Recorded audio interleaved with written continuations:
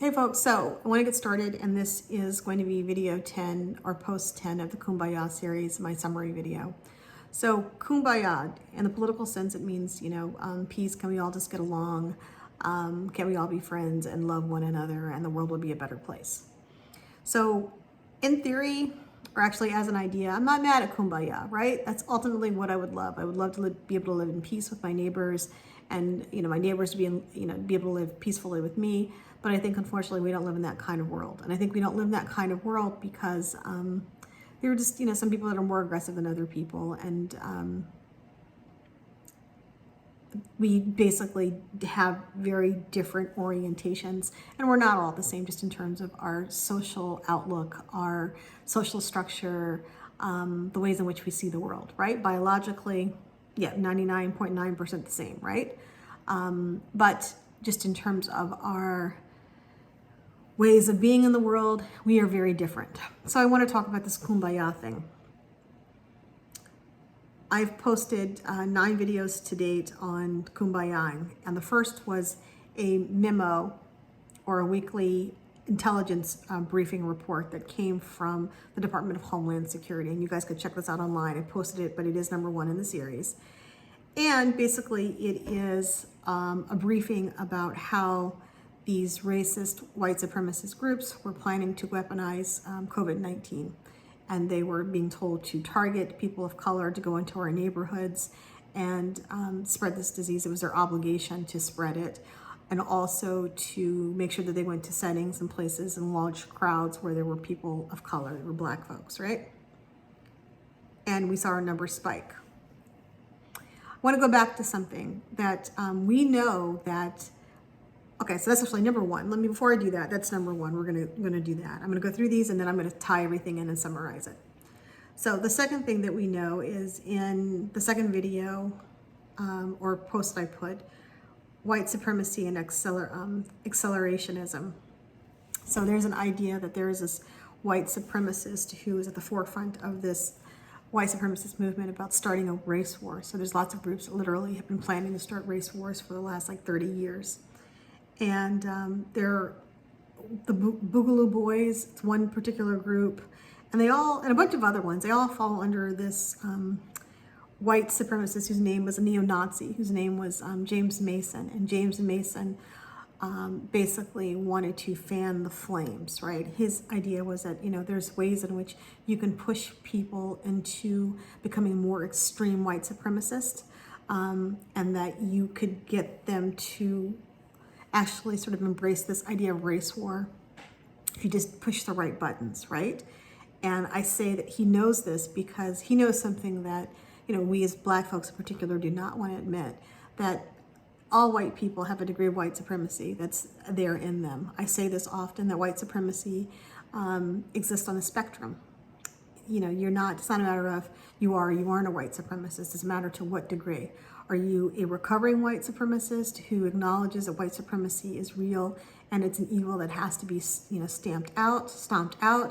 Or are you a unrepentant white supremacist who joins the neo-Nazi group hoping to murder black people? So with that being said, and I know there's other people too, but as a black woman, and me being who I am with my political beliefs, my priority is black people. And I'm very clear about that because I feel that we spend a lot of time worrying about people who don't worry about us. We talk about a black-brown coalition, and I love the idea of that. But I think that, by and large, black people are the only ones that are really emphasized as brown part of the black-brown coalition in everything that we do, when I don't think that relationship is at all reciprocal. I embrace my Latino brothers and sisters who do embrace a brown-black coalition, but I think those people are far and few in between. So with that being said, I think it's our obligation to focus on our interests, right, as black folks. So anyway, that's where I come from, and I'm unapologetic about it. So anyway, going through this article, there are people who want to accelerate a race war, and they find that this is a perfect opportunity to do this with all of this social unrest and with this disease. So you've got people who are trying to spread the disease, then you have other people who are going out and they're going to protest intentionally, spreading the disease and actually going and rioting and looting. So there are people who look like they're on our sides, and I've been talking about this for a while in posts, and nobody, was like, okay, we don't really believe this. Can you have any proof of that? Well, people are reporting on it now, right? That there's this chatter on racist websites that they're actually going in and they're trying to accelerate race war by making sure that they're doing things to convince the normal, average, everyday white person that all of this looting and this civil unrest is really Black people's fault, and that Black people are out of control and we actually do need to be brought to heel and to submission in some way. And it's pushing them to support Trump, and it's pushing them to be recruited by these white supremacist groups. Post number 3 was about the Boogaloo Boys, right? And how they're gaining momentum. That's what I'm basically talking about. So they are recruiting. All of this that's going on is causing sort of people to pick sides, to join groups, and to plan for this race war that, this core group of hardcore white supremacists have been planning for a long time. And 4, again, another article from post number 4 about how white supremacists discuss using coronavirus as a biological weapon. And then I've got a series of posts where you actually start to see people doing weird things, right? So they're in stores and they're coughing in people's faces. They had one woman who was at Walmart who coughed on $35,000 worth of produce and groceries, and she was arrested, right? But she, purposely went to this Walmart store to destroy this produce. There is a an Amazon delivery driver who was caught on film spitting on a package. I wonder what the people inside the home look like. They never show this in this story. But this guy spits on this package and he leaves it at the door. He's a delivery man, right? Guy in Belgium, he's on a train and he's trying to start it. I wanted to use a guy in Belgium. Well, I wanted to use a picture of this. This is the only one that popped up. But if you see this guy in Belgium using it on this train, I'm sure that there are people here that were doing similar things that just probably were not recorded, right? And I don't think this is sort of one-off crazy people. It's just happening too much, too many times. Another man who was in Kingston, Massachusetts, 65-year-old guy, who was spitting and coughing in the grocery store all over the food. So we've got all of these people who are seemingly doing what white supremacists called for them to do. There's other videos. I didn't post all these. I just wanted to do just a few examples, but other videos and pictures of people spitting on elevator buttons, doing all kind of weird things, leaving saliva in different places where people have to touch screens and that kind of thing, where they're intentionally trying to spread this disease. Next thing I want to get to is that, in New York, where the numbers are going down, I posted a video on waging bio war by zip code. Please watch it. It's a brief video. But there was a briefing that Governor Cuomo had about reopening. This is back in June, and he's showing all the zip codes of where the corona is. And if you go through and you look through the zip codes, most of the places that were hard hit were neighborhoods where there were mostly Black people and Latino people, right? So places in the Bronx were heavily hit. There were, Harlem was higher than Manhattan. And there were lots of places where there were just high numbers. So that was number 8. Video number 9 was the video on the sister out in Houston, the Cameroonian doctor who was talking about COVID.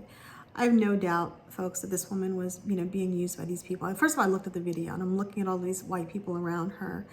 They just look off, right? I've never, ever seen, and I don't think you ever have either, where white people were standing around sort of listening to a Black person talk, and let them talk for that long. I mean, the center of attention or the authority figure in the group. That never happens, right? Just knowing white supremacy and being in those kinds of environments where, no one's going to let you be the person who is the voice of reason and authority in something as important as this, unless there is something behind it, right? Something they want you to say that they don't want to be attached to, right? They wanted you to be associated with it. So for me, knowing that when I saw her speaking and none of these people came up to speak and they let her speak for as long as she spoke and no one took the mic and there was no white man that jumped out and decided he had to jump in front of her to be the authority figure, I knew something was off, right? Because where do you ever see that? I've never actually ever seen that, right? Unless, you're talking about the mayor of a city, somebody who was an elected official. But besides that, in the setting where, no one is sort of designated as a person who's in charge from being elected as an official, I've never seen that anywhere. So it just struck me as wrong. And sure enough, we know that this was a fake story that went out, and it went out by Breitbart, which is a extremely right-wing news outlet, if you will. They call themselves a news outlet, but they're a propaganda outlet. And then, within minutes of this being posted, we know that the guy in the White House, he starts to post this all over the place, right? He posts it, he tweets it, or whatever he does, right? He tweets this thing, and it spreads everywhere, right? And it's got us, a lot of us, I don't fault us for this because there's a lot of weird information going out. We see a black woman and automatically think this is someone that we can trust. And that's where I want to get to the Kumbaya and being dangerous. That we historically, people know us, and I think that's what we don't understand, that we're studied very closely, our behavior, the ways that we think, the ways that we actually react to white people. It's really weird. I'm going to sort of talk now. I'm going to analyze this whole thing. I was watching this Barnaby Jones, it's an old TV show that used to come on about this private detective, right? I used to love Barnaby Jones when I was a kid. We lived in Germany, and like these repeats came on of this show, and we watched it all the time. And last night my mom and I were watching it, and there was a story about this Hollywood actress who was making a comeback. She cracked up and she was making a comeback, and somebody was stalking her, was coming to her house and harassing her, and she called the police, and it was just crazy, right? So she's like running around and, hiding from this dude, and she has this guy that she'd hooked up with a few times, had dated, and he comes to the house and he ends up dead because she thought he was a stalker, right?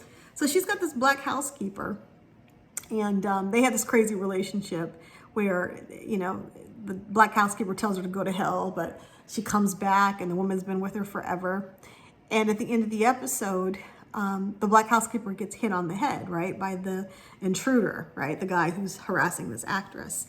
And it comes to find out it's the white actress herself who hit the black housekeeper on the head, and she's actually murdered the guy that she hooked up with because he found out her secret. Her secret was that she didn't want to really perform anymore. She felt obligated to. So she pretended that she was being stalked so she'd have a reason to get out of whatever production or movie she was in, right? So anyway, at the end of the episode, when this all comes out, that it's the actress who's doing all this stuff herself, they're briefing, Barnaby Jones, the private detective, is briefing the black housekeeper, and she says, who's got hit in the head, right? Who now knows also that this woman she worked for murdered this boyfriend of hers, right? The black woman says, "Poor baby. Being hit in the head is nothing compared to being afraid to perform." And they stop, and even Barnaby Jones and the cop, the other white cop that's there, stop and look at this black woman like she's crazy. And the episode goes off. And it was profound to me, right? I laughed, but it made me really sad at the same time. But I think it was also telling. This is an episode of a TV show that was made in the mid 70s, I think, maybe about 75, 76, right? So anyway, this TV show has been on forever, and I feel like there's a lot of us who still act the same way, right, about white folks. And there are white folks that understand this. And I think our tendency to do this, to want to be close to people, to want to kumbaya, if you will, to want to be friendly and accepted is a thing that actually costs us a lot. It actually is the thing that leads to our demise because we refuse to kind of see that, there are a lot of folks who don't mean us any harm. Don't mean us well. They mean us only harm. So with that being said, pulling all of this together, that because we were so open and we're so trusting and we want to sort of invite everybody over at the first time that somebody might like us or want to be our friends, and if there's somebody that's outside of our community who's in the dominant community, we welcome them in. There's no vetting, there's no watching what they do, there's no watching what they say. And when they do say and do things that are problematic, we make excuses for it, or we say they didn't mean anything by it, or it's no big deal. They're nice to me. They don't really mean this. So we invite people in who often don't mean us well. We also, I think, have a tendency to want to ignore sort of all the evidence and the proof that we have. You know, we know that biological warfare is something that happened in the past, and we're actually on a continent where there was a whole population of people who were murdered through smallpox, right? Like people giving smallpox to Native Americans intentionally in order to kill them. We know that that was a thing. I also want to point to the HIV/AIDS crisis that has become a Black disease, right? And no one thinks about how this happened.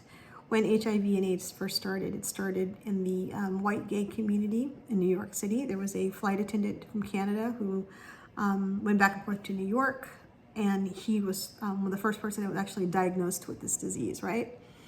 And then from there, you know, we watch it going from a gay white male disease to a gay male disease to becoming, by and large, a disease that's associated with Black people. Saying the same thing is happening with the coronavirus, right? That we know that this disease actually came into the U.S. and it came into two affluent white communities. One was an affluent community in New York, and the other was an affluent community out in in California, right? Northern California.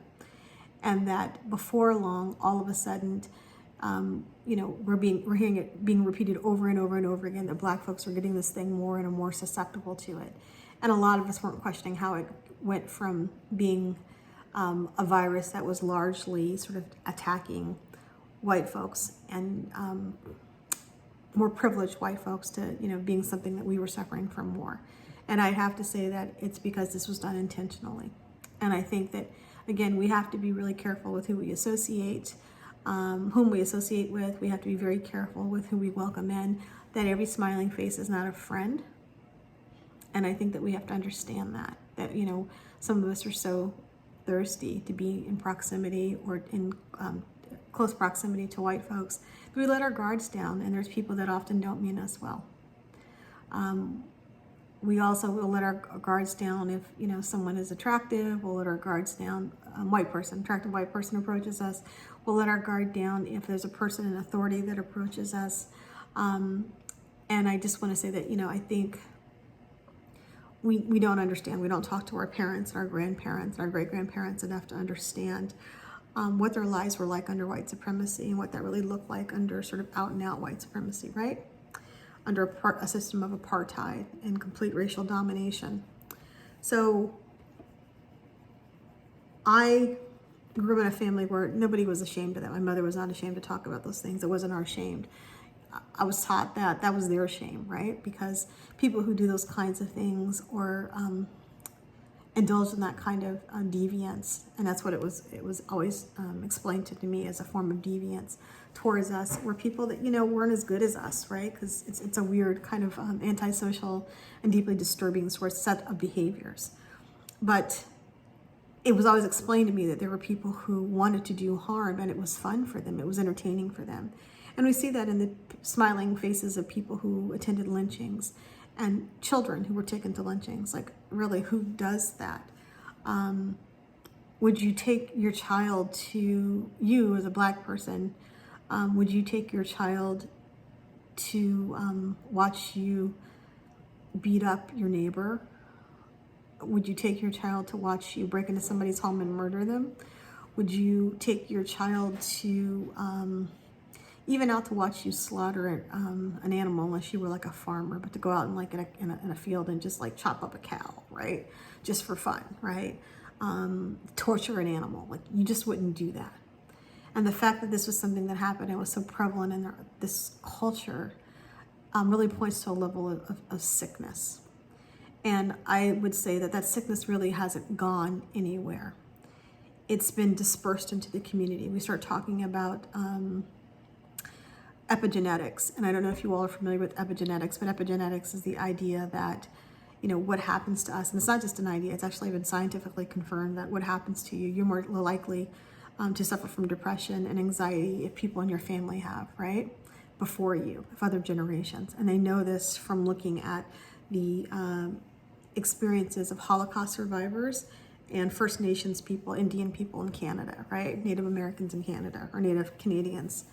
And they know that, they have, if you are a descendant of people from those communities, you are more likely to suffer from depression and anxiety, just because this was an inherited sort of thing that you got from your family because of the trauma that they went through, right? That's what happens. Well, I argue that on the other end of that this ability to inflict pain and lack of empathy is something also that epigenetically changed white people in this country because of extreme white supremacy. And because of that change, that when segregation kind of officially ended, right? Official segregation is policy, right? As legislated law ended, you saw an uptick in murders and violence and brutality in general in the population, because all of those people who were able to get away with that kind of sickness and abuse were no longer, they no longer had like sort of a population that they could prey upon, right? But that energy and those tendencies didn't go anywhere, right? That lust or thirst for violence and for destructiveness, it didn't go anywhere. I just say that, they didn't have access to black folks in the same way. So, they kind of fed on people in their own communities. So anyway, that's why we have like serial killers. So I think we have a higher level of serial killers than anywhere in the country, in the world, because of this history of ours, right? And those people, there has to be something, someplace that goes energetically, and then also it has to impact people in some way, this level for extreme cruelty and sadistic behavior. So anyway, with that being said, I've kind of gotten off track, but I want to wind this back around to Kumbaya. Knowing all that, do you think it's smart for you to think that you could live peacefully with people that, might be scheming to hurt you, particularly at this time, particularly as we know that people are becoming more radicalized, right? Is it a smart thing to trust what they have to say or trust what they might do?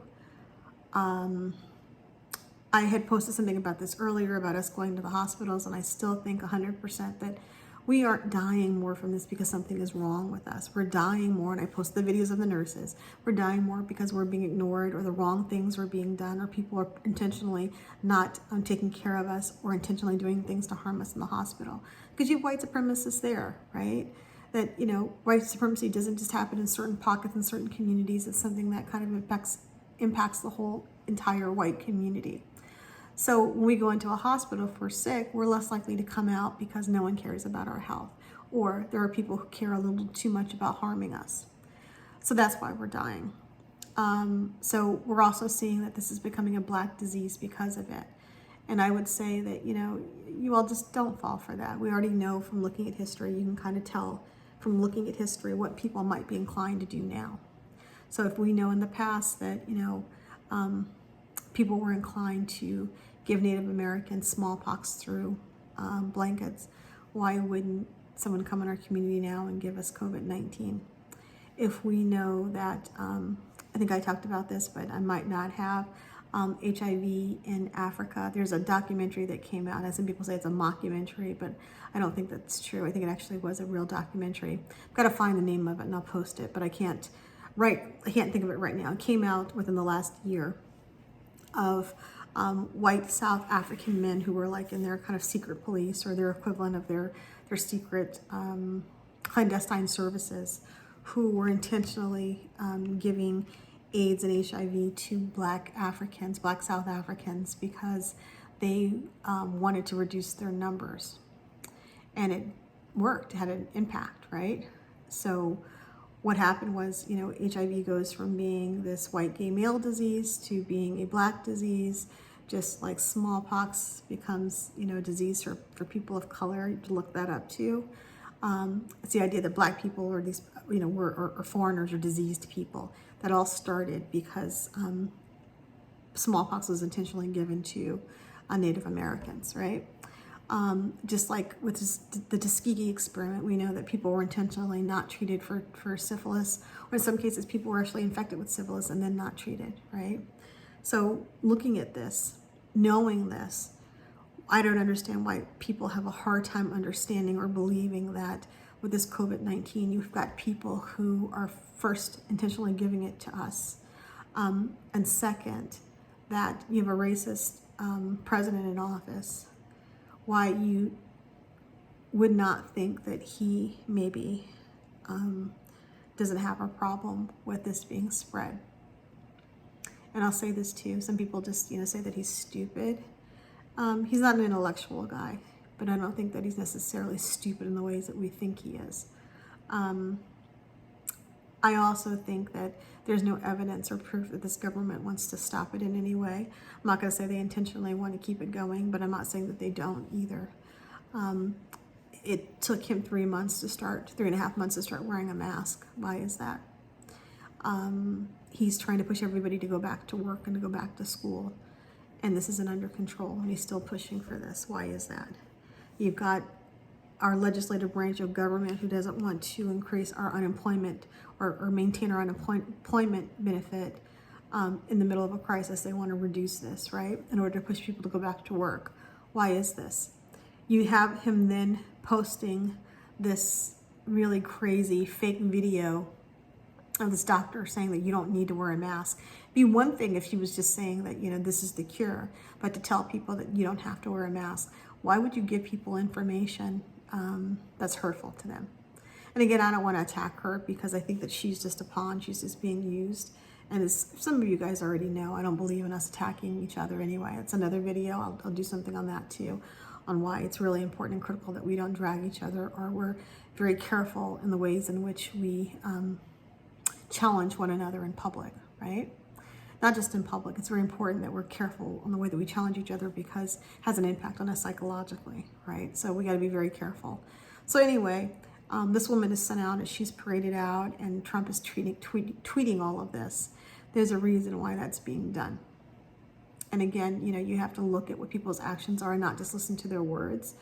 When someone tells you, for example, I'll